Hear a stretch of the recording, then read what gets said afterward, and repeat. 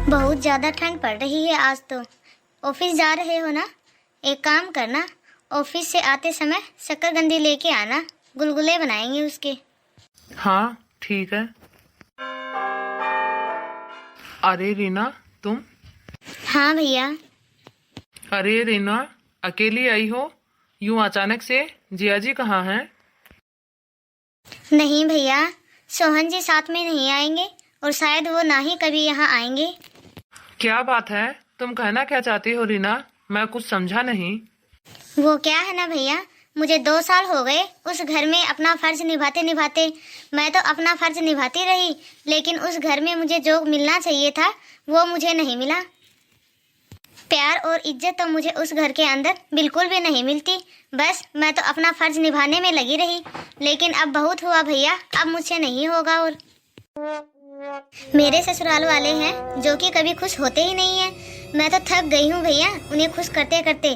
बस अब मुझसे और नहीं होता भैया। अब मैं बहुत परेशान हो गई हूँ सहन करते करते। अरे रीना, तुम परेशान मत हो, मैं जिया जी से बात करूंगा, शायद वो मेरी बात समझ जाए। नहीं भैया, कोई फायदा नहीं है उनसे बात करने का। मुझे नहीं लगता कि वो आपकी बात समझेंगे, क्योंकि मैं उस घर में जितनी बेइज्जती करवा के आई हूँ ना, मैं नहीं चाहती भैया कि आपकी भी बेइज्जती हो। भैया मुझे तो आपसे बस यही पूछना था कि मेरे यहाँ रहने से आपको और भाभी को कोई प्रॉब्लम तो नहीं है ना? यदि आपको ठीक लगे तो क्या मैं यहाँ कुछ दिन के लिए रह सकती हूँ भैया? अरे रीना, तुम ये कैसी बात कर रही हो? ये भी तो तुम्हारा घर है, तुम जितने दिन चाहो जैसे चाहो इस घर में रह सकती हो। अभी तो मैं ऑफिस जा रहा हूँ, तब तक तुम दोनों ननद भौजाई बैठो और आपस में बातें करो, अपना सुख दुख शेयर करो एक दूसरे के साथ। चलो रीना, अब मैं ऑफिस जाता हूँ, शाम को मिलते हैं फिर। ठीक है भैया। भाभी कैसी हो आप? अभी तक तो ठीक ही थी। चलो किचन में चलते हैं, वहीं किचन में चलकर बात करते हैं। ठीक है भाभी, मैं अपना बैग रख के आती हूँ, आप चलिए। भाभी अब क्या बताऊँ मैं आपको, मैं बहुत ही ज्यादा परेशान हो चुकी थी। मेरे ससुराल वाले हैं जो कि मुझे कुछ समझते ही नहीं थे। अरे रीना छोड़ो इन सब बातों को। अब तुम एक काम करो, सिंक में बर्तन पड़े हैं वो बर्तन साफ कर लो, और बर्तन साफ करके किचन की सफाई कर देना, और फिर सब्जी रोटी बना लेना। उससे क्या है कि तुम्हारा भी मन लगा रहेगा। यहाँ वहाँ की बातें नहीं सोचोगी, तुम्हें तुम्हारे ससुराल वालों की याद नहीं आएगी। ठीक है रीना? ठीक है भाभी। चलो अब मैंने बर्तन भी साफ कर दिए हैं, किचन की भी सफाई कर दी है और खाना भी बन गया है। अभी भाभी को जाके बता देती हूँ। भाभी मैंने बर्तन भी साफ कर दिए हैं, किचन की भी सफाई कर दी है और सब्जी भी बना दी है। आटा है जिसे मैं गूंथ के रख दी हूँ, जब भैया आएंगे तभी गर्मा गर्म रोटियां सेक लेंगे। वो क्या है ना भाभी, अभी मेरी कमर में थोड़ा दर्द हो रहा है, तभी मैं सोच रही थी कि थोड़ी देर आराम कर लेती हूँ। रीना तुम ये बताओ कि यहाँ तुम सिर्फ मुफ्त की रोटियां खाने के लिए आई हो क्या? यहाँ रोटियां खानी है तो रोटियां बनानी भी पड़ेंगी। अरे नहीं नहीं भाभी, मैं रोटियां बनाने के लिए मना थोड़ी ना कर रही हूँ। मैं तो बस ये बोल रही थी कि थोड़ी देर आराम करने के बाद रोटियां बना देती हूँ। यदि आप बोलती हो तो मैं अभी रोटियां बना देती हूँ भाभी। तो क्या मैं इतनी देर से प्रवचन दे रही थी? रोटियां तो तुम्हें बनानी ही पड़ेंगी रीना। और मुझे तो लग रहा है कि तुम घर नहीं छोड़ के आई हो, बल्कि तुम्हारे घर वालों ने तुम्हें निकाल दिया है। तुम काम करने में इतनी कामचोर जो हो। देखो रीना मेरी बात सुनो, यदि तुम्हें इस घर में रहना है तो तुम्हें काम तो करना ही होगा। यहाँ बैठे बैठे तुम्हें मुफ्त की रोटियां नहीं मिलने वाली, काम तो तुम्ही को करना पड़ेगा। नहीं क्या तुम्हारी माँ आके करेगी काम? तुम्हारी माँ तो मर गई, लेकिन तुमने अभी तक पीछा नहीं छोड़ा हमारा। जब चाही तब मुंह उठा के चली आई यहाँ। जीना हराम करके रखा है हम दोनों का। हम दोनों मियाँ बीवी आराम से रह रहे थे यहाँ, पता नहीं कहाँ से चल के आ गई। अब यहाँ खड़ी होके टेसवे क्या बहा रही हो? जाओ किचन में जाकर रोटियां बनाओ जल्दी से।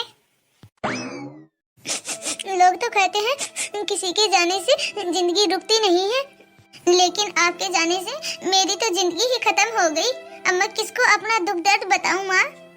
माँ के अलावा किसी के पास इतनी फुर्सत नहीं होती कि वो किसी का दुख दर्द समझ सके। माँ के साथ साथ मेरा तो मायका भी खत्म हो गया। माँ, तुम मुझे अकेला छोड़कर क्यों चली गई? यदि जाना ही था तो मुझे भी अपने साथ लेके चलती।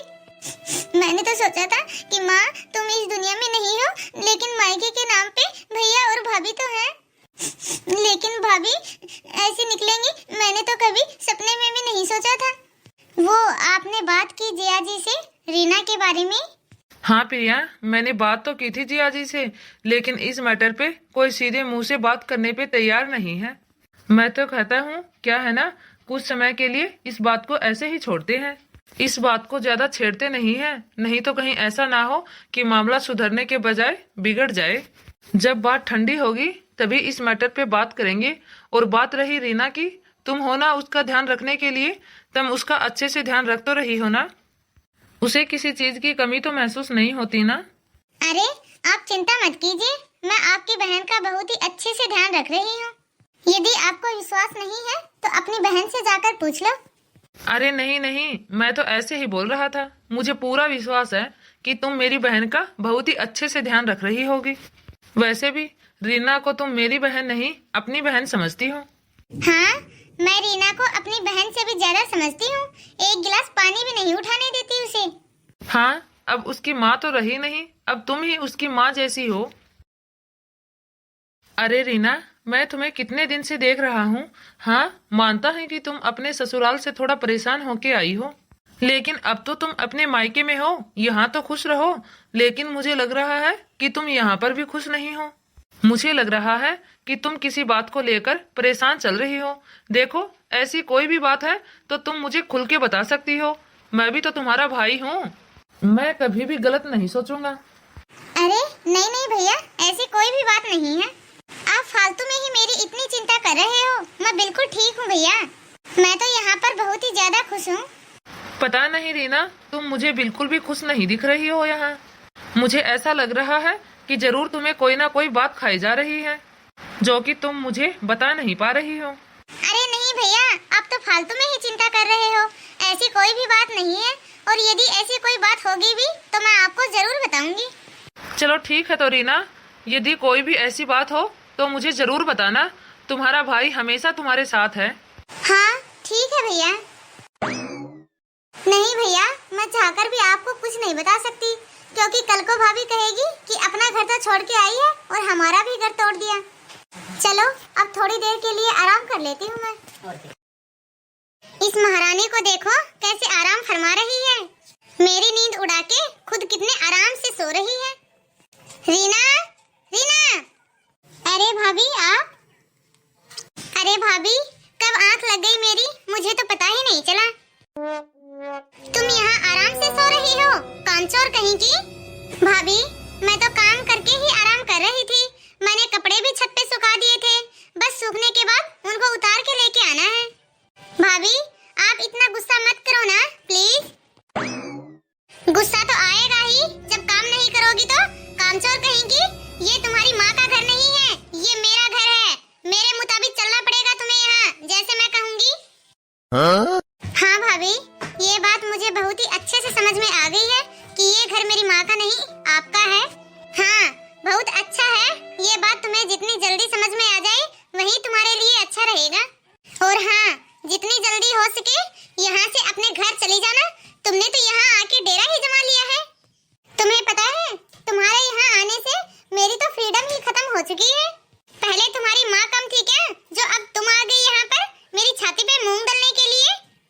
भाभी, मैं तो बस। अरे वाह प्रिया, वाह।